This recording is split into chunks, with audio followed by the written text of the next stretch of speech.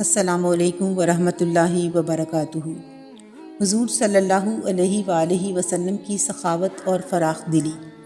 اگر کسی شخص نے حضور نبی اکرم صلی اللہ علیہ وآلہ وسلم سے کسی چیز کا سوال کیا تو آپ صلی اللہ علیہ وآلہ وسلم نے کبھی انکار نہیں فرمایا اور سائل کو کبھی خالی ہاتھ مایوس نہیں لوٹایا۔ ایسا اس لیے تھا کہ آپ صلی اللہ علیہ وآلہ وسلم لوگوں میں سب سے زیادہ سخی تھے۔ جب آپ صلی اللہ علیہ وآلہ وسلم کے پاس مال و دولت یا مادی اسباب نہ بھی ہوتے تب بھی آپ صلی اللہ علیہ وآلہ وسلم دوسروں کو نوازنے کی تدبیر فرماتے۔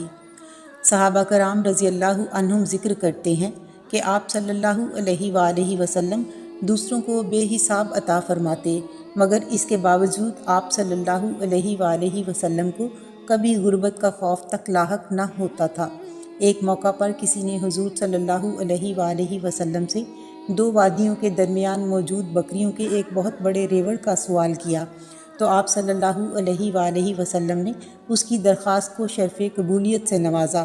جب وہ شخص اپنی قوم میں واپس آیا تو اس نے کہا، اے میری قوم، اسلام قبول کر لو، کیونکہ محمد صلی اللہ علیہ وآلہ وسلم اس حد تک سخی ہیں کہ انہیں عطا فرماتے ہوئے غربت کا کوئی خوف لاحق نہیں ہوتا۔ یہاں تک کہ اگر آپ صلی اللہ علیہ وآلہ وسلم کے پاس کوئی چیز نہ بھی ہوتی تب بھی آپ صلی اللہ علیہ وآلہ وسلم کسی فقیر کو کبھی خالی ہاتھ نہ لوٹاتے۔ ایک موقع پر ایک اور شخص آیا اور مدد کے لیے سوال کیا۔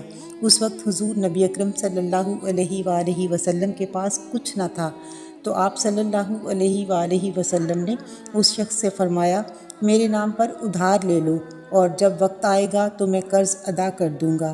یہ تھے حضور نبی اکرم صلی اللہ علیہ وآلہ وسلم کے جود و سخا کے عملی مظاہر۔